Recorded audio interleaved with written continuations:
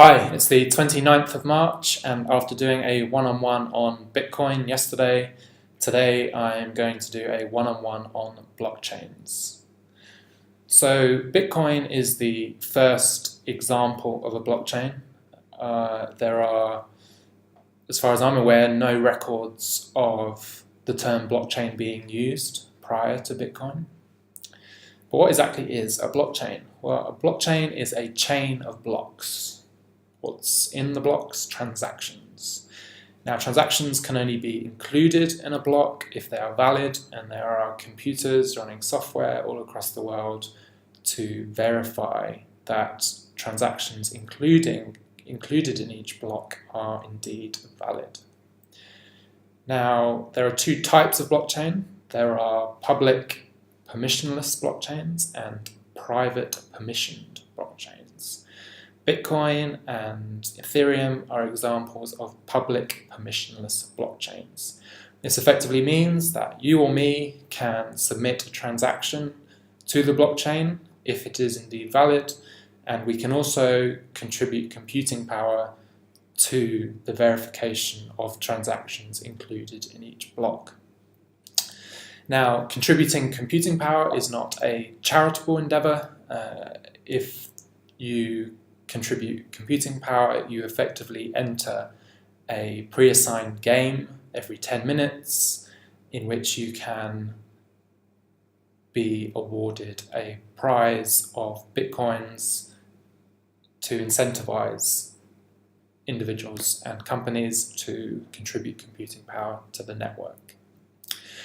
The other type of blockchain is a private permissioned blockchain. Andreas Antonopoulos uses the metaphor of internet versus intranet to make the distinction between a public blockchain and a private blockchain.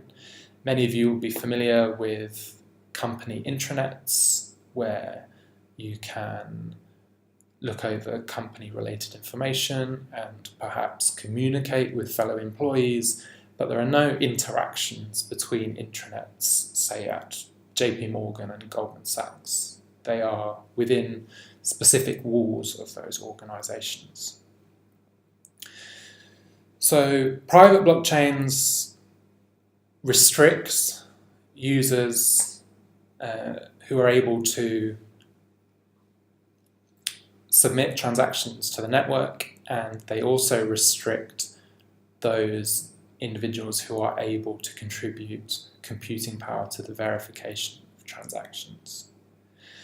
Now, there are a few question marks how they exactly work. I am not familiar with too many implementations that have been released into the wild for a sufficient time, such as Bitcoin. Bitcoin has been around for 6-7 years, and the question marks over whether they can work mostly revolve around whether new nodes can join the network or leave the network without making the network or the private blockchain vulnerable.